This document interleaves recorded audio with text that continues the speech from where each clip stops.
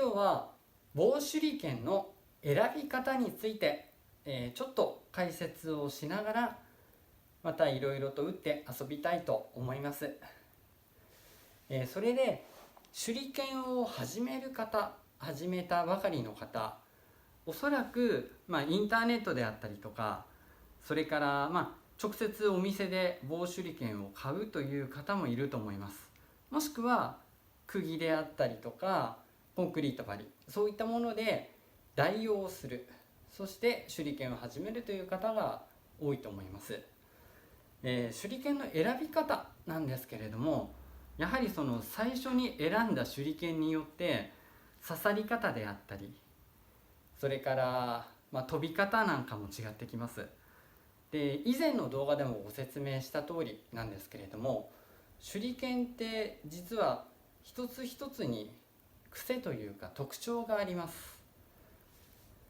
ですので、その人に合ってるか合わないかっていうのはやっぱり大きく違ってくると思います。合わない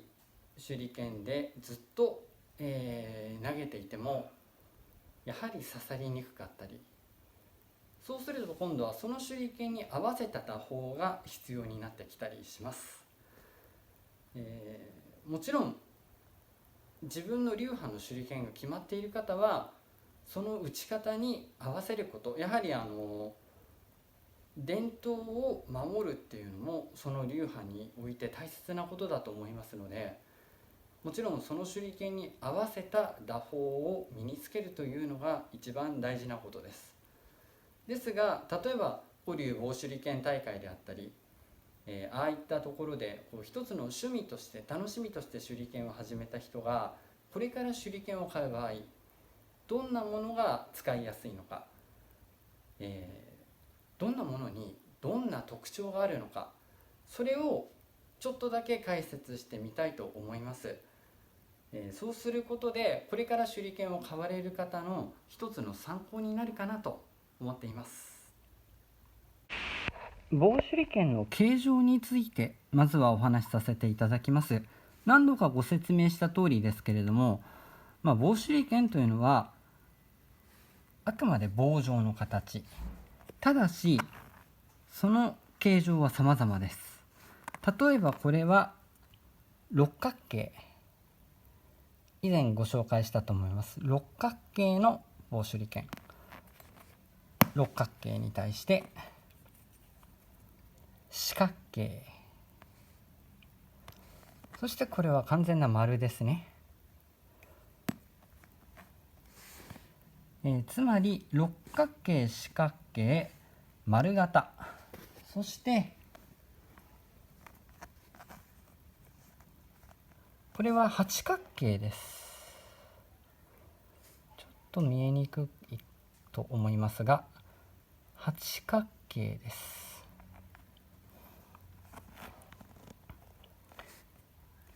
この手裏剣の場合、ち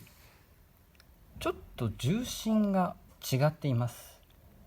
根岸流の手裏剣を元にして作られたものですね。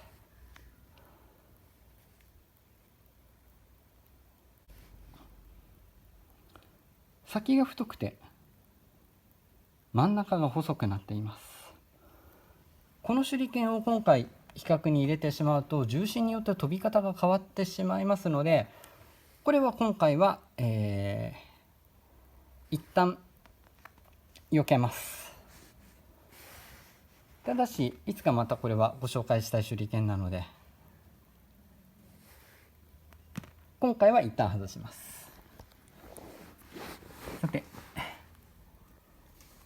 それで形状は六角形、八角形、四角形、丸と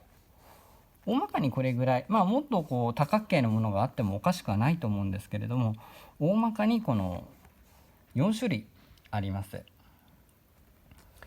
さて、そしてですね、これ長さが違うのはパッと見で分かる通りなんですけれども、15センチ、15センチ、18センチあります。短いとどうなるのか、逆に長いとどうなるのか、この辺りは、実際買ってみないとわからないという方が多いと思いますが、その基準を一つ今日はご説明しようと思います。15センチです。15センチ。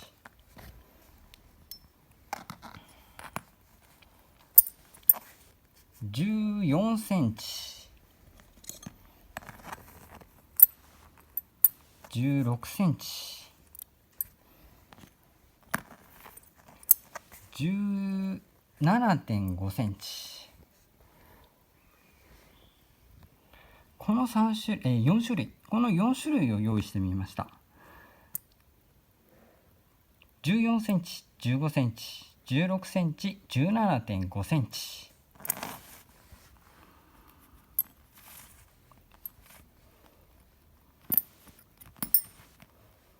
形状はすべて四角形です。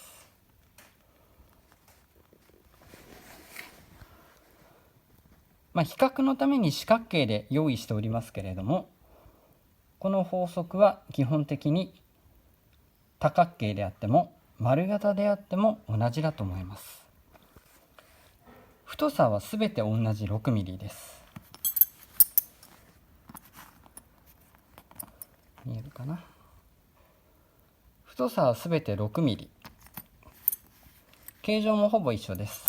これだけちょっと先端が丸くなってますけれども、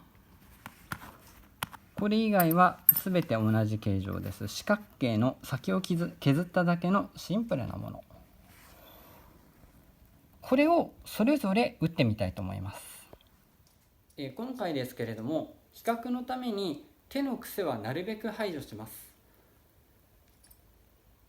このまま手からすり抜けるように打ちます。指先の操作は加えません。この長さが違う手裏剣、それぞれがどう刺さるのか、違いが出れば面白いと思います。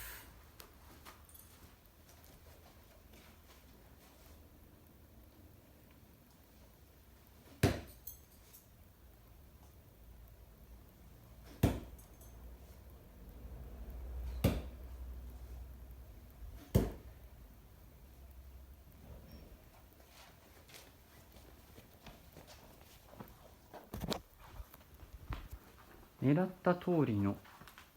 糸が出たと思います。つまり一番上が14センチ、15センチ、16センチ、17.5 センチ。ちょっと角度の差はあれど、どうでしょう、一目瞭然。一番上のもの、そして15センチ、ほぼ水平です。16センチ、やや上から入ります。17.5 センチ、これも上から入ってます。つまり長さが違う手裏剣、太さが同じで形状も同じ、長さだけが違う手裏剣の場合、短い方が倒れにくく、長い方が倒れやすいといった結果が出ます。これはね、多分私だけでなく誰が打っても似た結果にはなると思います。ただしその人の打ち方によってやっぱり調整はできてしまいますので、あくまでこういう傾向があるという、一つの指針ですけれども、長い方が倒れやすい、短い方が倒れにくい。一緒に打った場合、短い方が倒れにくく、長い方は回転しやすいというか倒れやすい、こんな結果が出るといったところです。では次の実験です。これは今試した15センチの手裏剣です。15センチ、長さが15センチ、6ミリの手裏剣です。これに対して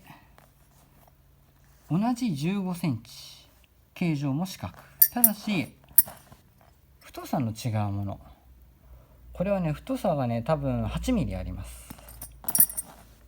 つまり15センチ8ミリの手裏剣と15センチ6ミリの手裏剣、この2つだとどう違いが出るのか試してみようと思います。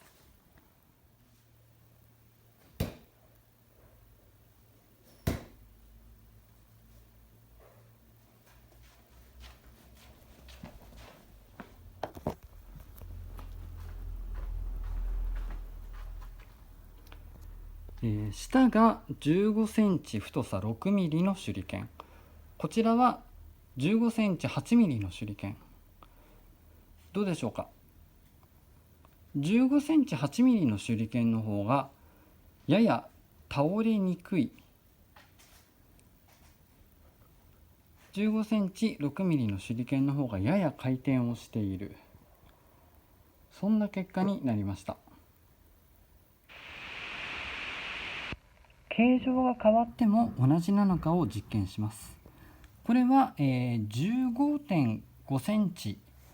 太さは9ミリあります。ちょっと持ち手に糸を巻いてしまったんですけれども、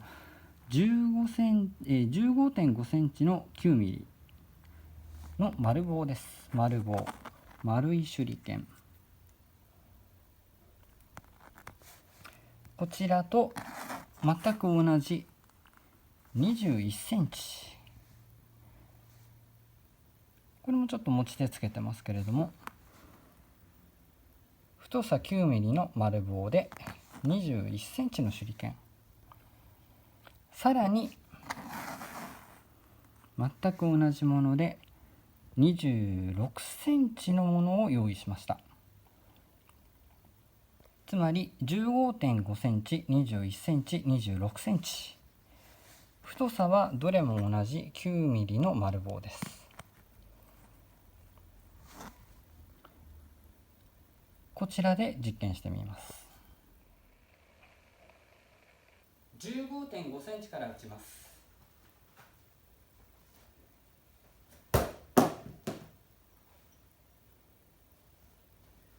続いて21センチ、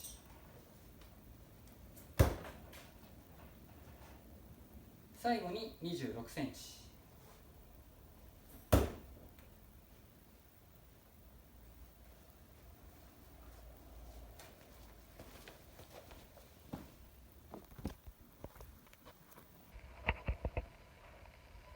さて 15.5 センチのものは刺さりませんでした。刺さらなかった原因ですけれども、距離が近くて立ったまま当たってしまった。つまり手裏剣が倒れきらないんです。このまま飛んでしまった。だから刺さりませんでした。21センチのものはおよそ水平、そして26センチのもの、今までで一番上から入ってます。つまり手裏剣がもうここまで倒れたということになります。回転が強かった。こう刺さらなければいけないものがここまで来てしまったということになります。つまりこの26センチが一番この中では強く回転してしまったという結果になりました。ちなみに今の 15.5 センチですけれども、近い距離ではなく今のまま少し離れれば刺さります。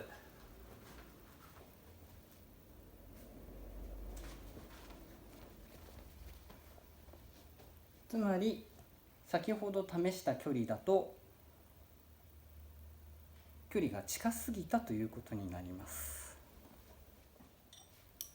このように手裏剣が長くなればなるほどさっき先端が落ちやすい、回りやすいという結果になりました。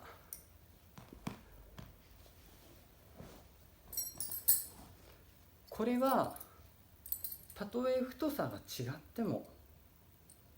同じです。そして長さが同じ場合は太い手裏剣の方が倒れにくいという結果になりました。つまりあくまでその人の打ち方、投げ方、癖、そういったものは一旦排除をすると、手裏剣というのは同じ長さであれば太い方が回転しにくい、細い方が回転しやすい。そして同じ太さであれば長い方が回転しやすいと、こういった結果になりました。この結果というのは簡単なお話をしてしまうと、同じ長さの場合太い方が手が使いにくい、細い方がやっぱり少し指先の調整であったりとかそういうものが効きすぎてしまうのでばらつきが出るのかなと思っています。例えばテニスでも、それからゴルフとかそういったものでも同じですけれども、グリップは細いものの方が手先のコントロールが効きます。そして太い方が手の遊びがなくなり、安定した大きいストロークで道具を使うことができます。それに近いものがあるのではないかと思います。太ければやはり手の遊びが少なくなります。その分コントロールが効かなくなるというデメリットもあります。細い方はある程度指先が遊びができてしまう、遊びができてきてしまうので、それで微細なコントロールをするという方はいいんですけれども、手がいたずらをしすぎて余計な回転を生んでしまい刺さりにくくなるという可能性もあります。太さとそれから長さのバランスというのも当然あるかと思うんですけれども、おおむね系統としましては長い方が回りやすい、この回転しやすい、短い方が回転しにくい、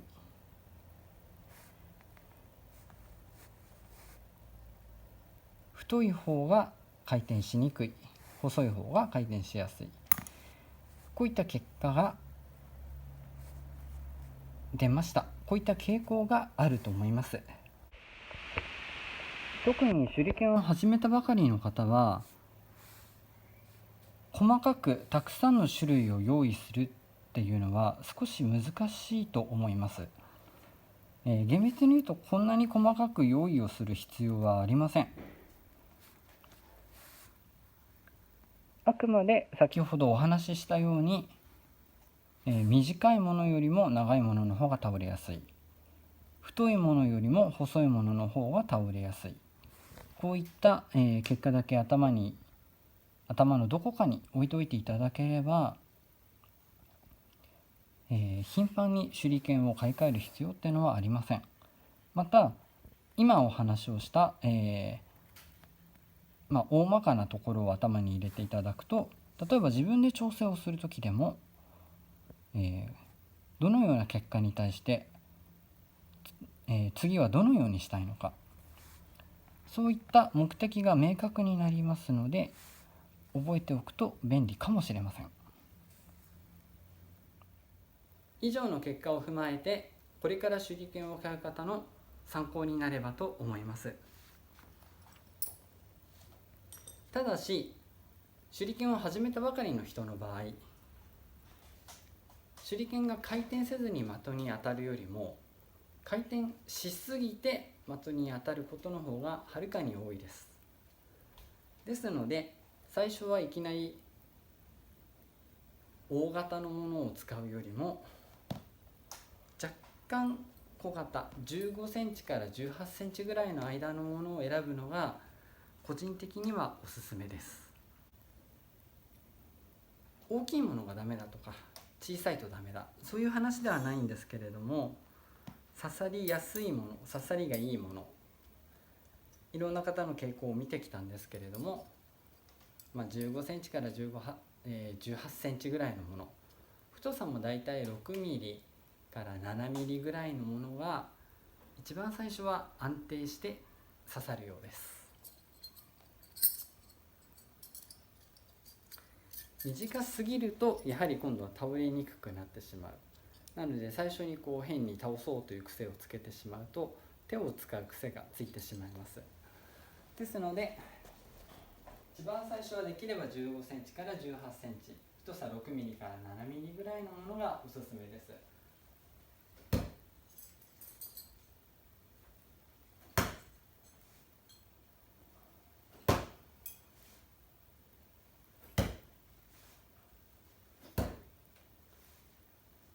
一番最初にやる距離はだいたい今の 1.5 件から2件ぐらいが多いと思いますので、だいたいそれぐらいの距離をベースに刺さりやすいものを選んでいただければと思います。というわけで今日は手裏剣の長さ、それから太さによって手裏剣の倒れ方がどう違うのかと、そういったものを簡単に解説させていただきました。あくまで、これは一つの結果です。もちろんその人の、何度も言いますけれども、その人の癖、